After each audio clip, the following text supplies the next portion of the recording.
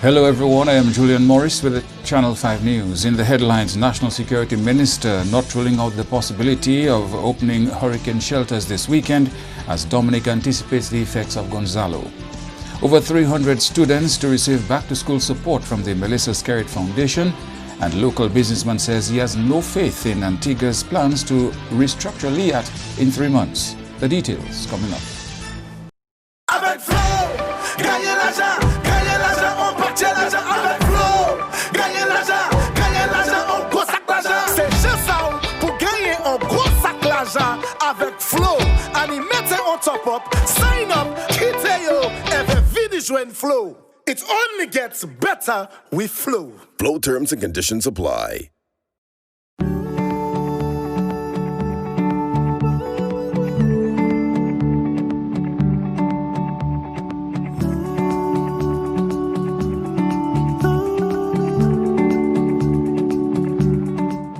Are you still washing your hands regularly, wearing your mask in public, and practicing social distancing?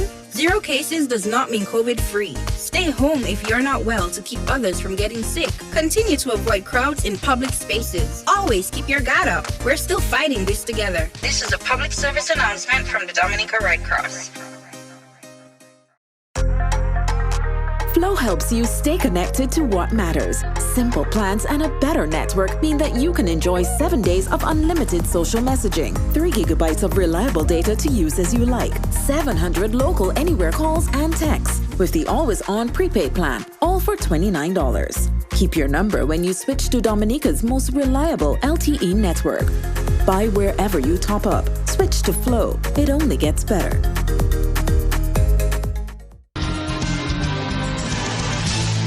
First up in the news, the Minister for National Security addressed the nation on Thursday in light of the anticipated effects of Tropical Storm Gonzalo. The storm was packing winds of up to 65 miles an hour early Thursday morning.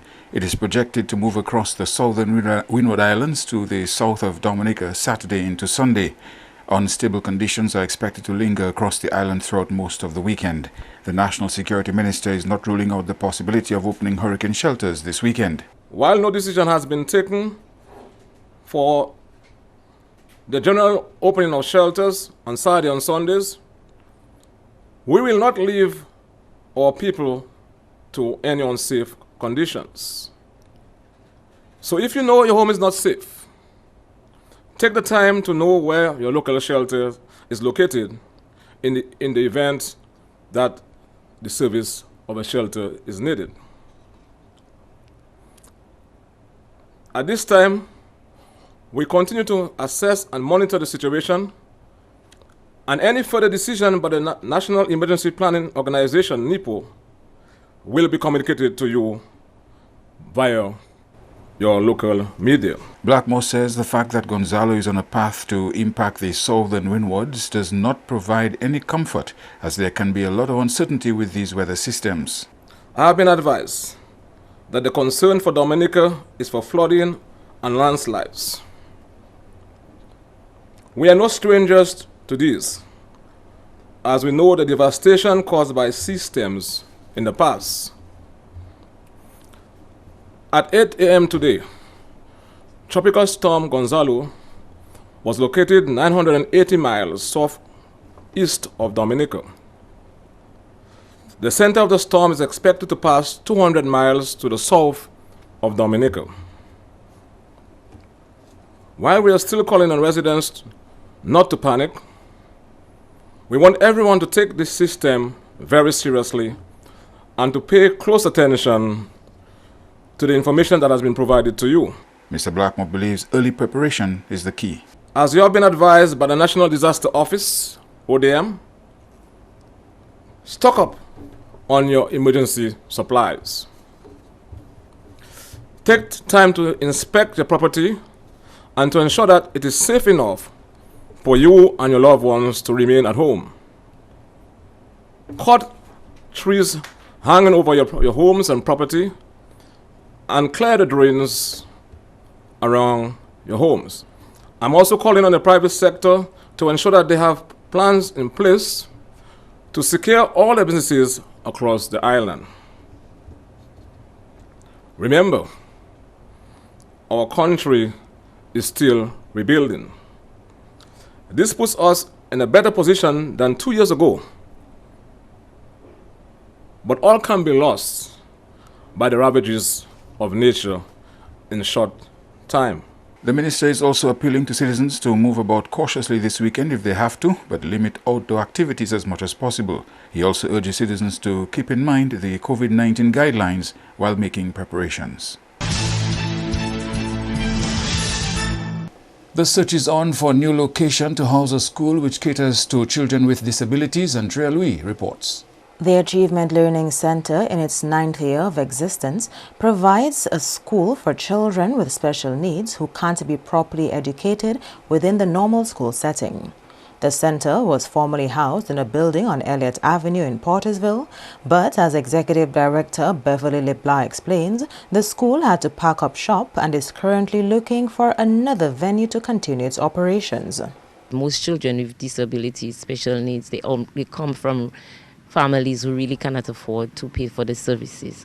And because it is a private institution, then you find the families have to pay the tuition. So we are tuition-based, which is what pays our salary of the teachers. We are thankful for the National Employment Program, which has really been supporting us in terms of interns. So it kind of gives us that buffer there and our rent. And then so because we had not received the assistance that we would normally receive from the government in time, then you find we run into some difficulties, and then we were at the brink where we had to really move out of the building. Before it's closed down, the Achievement Learning Center provided employment for 8 staff members and educational services for 22 students. Despite having closed down the school in March, efforts were made to keep educating the special needs students. We were able to offer using our interns, because we couldn't use our full-time staff. We didn't have any money to pay them. So we use our interns, and then they actually were able to provide some learning for some of our students online. It posed some of the challenges because not all parents really had internet, and it was a new thing for us, so we ourselves had to be learning as we were teaching our students. But we used that opportunity because we wanted to keep our students engaged. LeBlanc explained that due to the special needs of the children and some staff members, there are certain considerations which must be taken into account when looking at building options to house the Achievement Learning Center. We have a teacher who is one of our staff members who's on a wheelchair.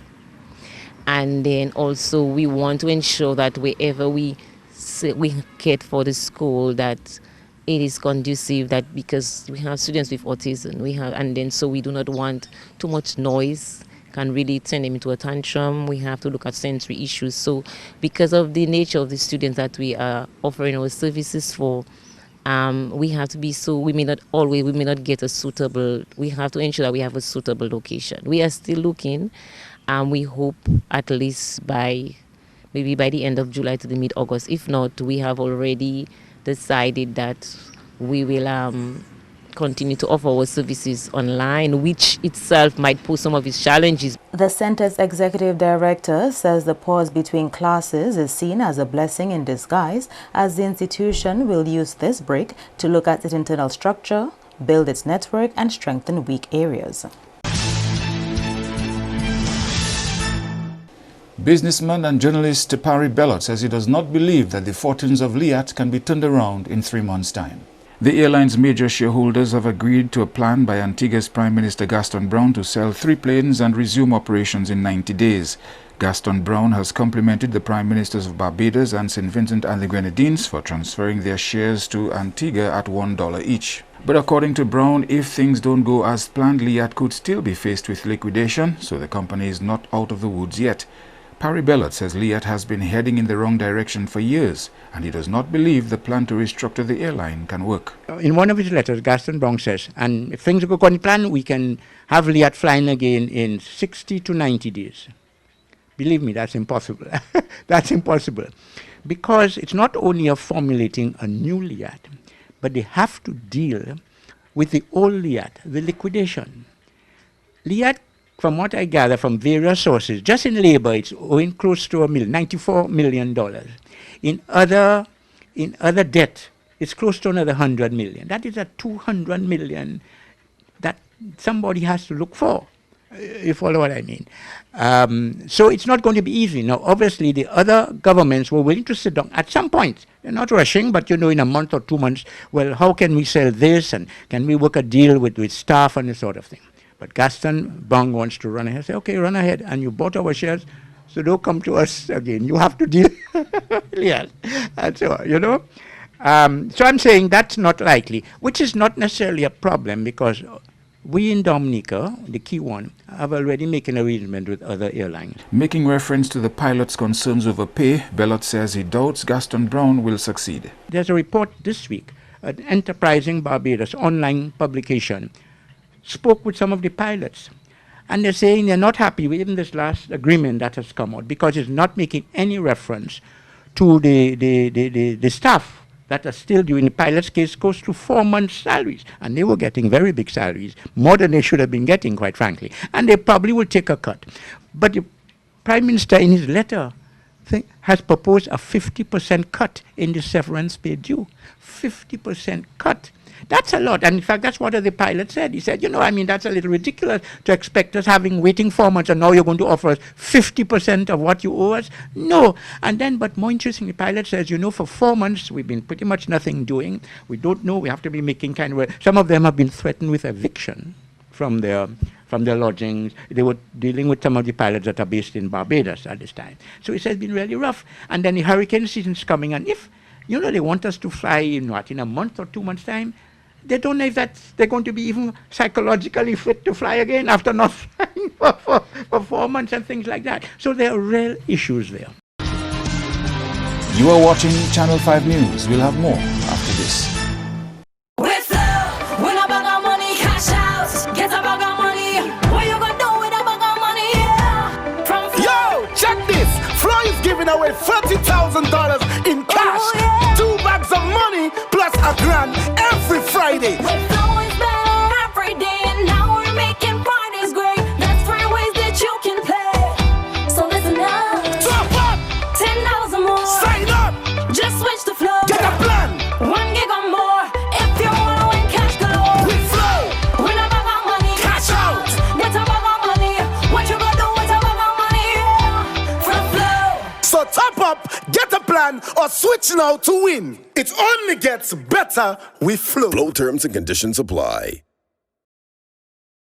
Are you still washing your hands regularly, wearing your mask in public, and practicing social distancing? 0 cases does not mean COVID-free. Stay home if you're not well to keep others from getting sick. Continue to avoid crowds in public spaces. Always keep your guard up. We're still fighting this together. This is a public service announcement from the Dominica Red Cross. A new in-home experience is here.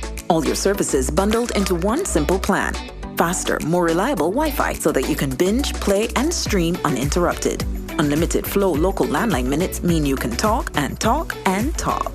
Plus the best in TV entertainment with over 120 channels and 29 in HD. All for $160 a month with the new all-in bundle.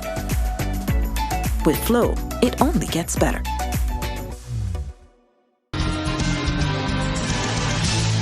Thank you for staying with us. Over 300 children to benefit from the Back to School segment of the Melissa Skerritt Foundation. Here's Andrea Louis with more. This program has been running for the past few years, providing school supplies for less fortunate children in Roseau and environs. Melissa Skerritt, Member of Parliament for the Roseau Central constituency and the founder of the Melissa Skerritt Foundation, says the COVID-19 pandemic has slowed down the pace of operations, but she is hopeful to have a more meaningful impact on school children in the next academic year.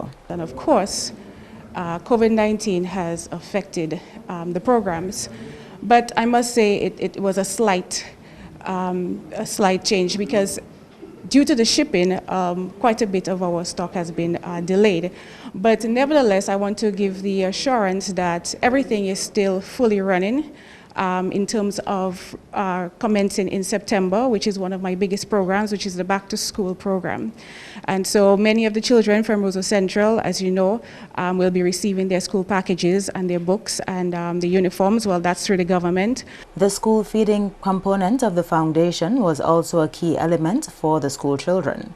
The foundation's founder plans for this program to come back in full force in September. This is a program that runs during the school season, and so most children have been out of school.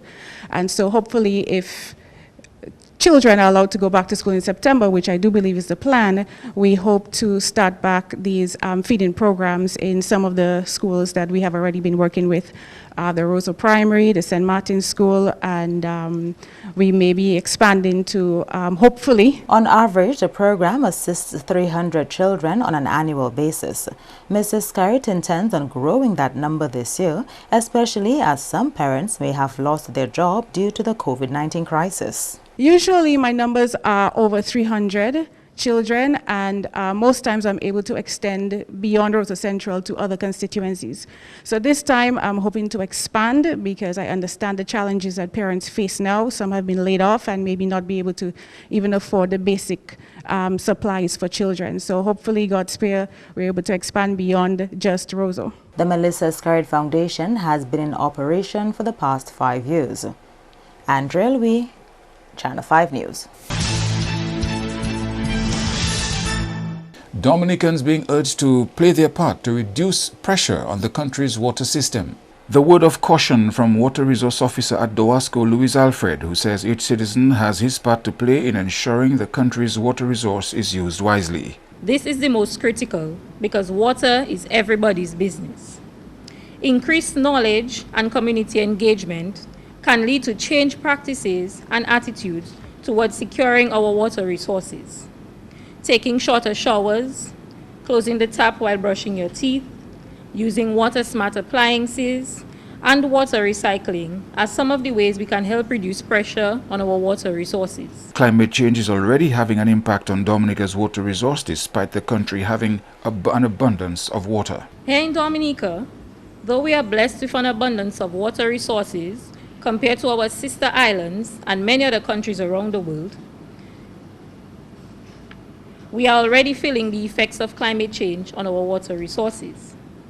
More intense storms and hurricanes, like Tropical Storm Erica and Hurricane Maria, intense flooding, decreased river flows, altered rainfall patterns, and longer, more intense dry spells are all experiences we have had in recent times that are indicative of a changing climate.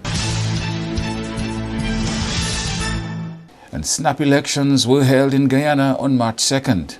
They were called early after the David Granger government lost a vote of no confidence in December 2018. But since the election, legal maneuverings over the results have delayed the declaration of the main opposition party, PPP, as having won the election. This is 4 months ago, and even after a ruling from the CCJ, the government has not conceded. 2 U.S. congressmen called on the Guyana Elections Commission to issue results in keeping with the 33-day recount, and they called out the chief elections officer for his ploy to subvert the process. In their statement, they condemned all efforts to undermine the credibility of the March 2nd election, including actions taken by the chief elections officer to effectively disenfranchise thousands of voters and manipulate the vote count. The U.S. government itself has also called on the David Granger-led coalition to step aside in recognition of the results of the March 2 general election in Guyana and issued visa restrictions for individuals undermining democracy. If there was ever an attempt to steal an election, Guyana is the example. It is profound, the attempts to which certain individuals, and in a way the government itself, the incumbent government, have been taking to try and keep themselves in power. Let's face it, they lost power when there was a vote of confidence, you might recall, in December 2018, We're now in 2020. And the change of government has not occurred. They waited for more than a year. There were a lot of delaying tactics. First, they didn't want to accept the vote because they said this guy was not qualified to vote, so his vote shouldn't come. I'm talking about in Parliament. And so back and forth, court back and forth. Finally, it was resolved, yes, the government has had to fall because they did not get a vote of confidence, and according to the law, has to be a general election. Of course, dilly-dallying to get the election organized because it was coming earlier than the normal 5 years.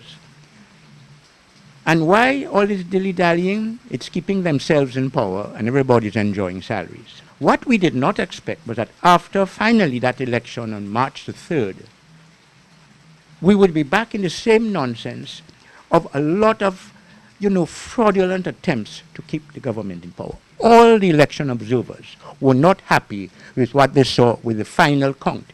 Because like here, when you have the counting, you have party representatives and others who are allowed to oversee the counts and whatnot, to be sure it's all in order. So they had a pretty good idea what they saw. And that is why almost right after people said, well, it looks like the opposition has won. They're surprised to find out that the chief elections officer is declaring that the government has won. The elections were expected to be one of the most significant since Guyana's independence in 1966 because of one of the largest new discoveries of oil in the world off the coast of the country.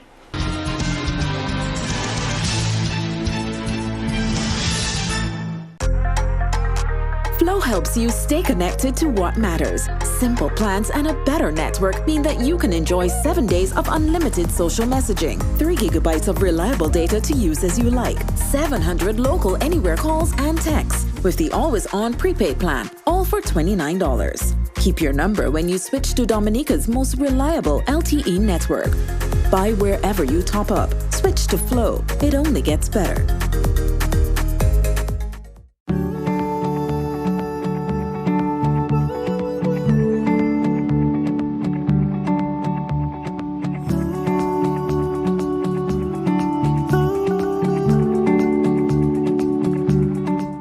Are you still washing your hands regularly, wearing your mask in public, and practicing social distancing? 0 cases does not mean COVID-free. Stay home if you're not well to keep others from getting sick. Continue to avoid crowds in public spaces. Always keep your guard up. We're still fighting this together. This is a public service announcement from the Dominica Red Cross.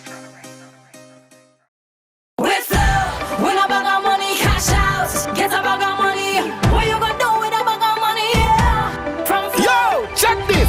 Flow is giving away $40,000 in cash. Oh, yeah. 2 bags of money plus $1,000 every Friday. With Flow is better every day, and now we're making parties great. That's 3 ways that you can play. So listen up. Top up.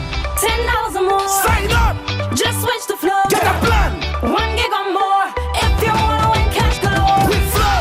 Win a bag of money. Cash out. Get a bag of money. What you gonna do with a bag of money? Yeah. From Flow. So top up, get a plan, or switch now to win. It only gets better with Flow. Flow terms and conditions apply. A new in-home experience is here. All your services bundled into one simple plan. Faster, more reliable Wi-Fi so that you can binge, play, and stream uninterrupted. Unlimited Flow local landline minutes mean you can talk and talk and talk. Plus the best in TV entertainment with over 120 channels and 29 in HD. All for $160 a month with the new all-in bundle. With Flow, it only gets better.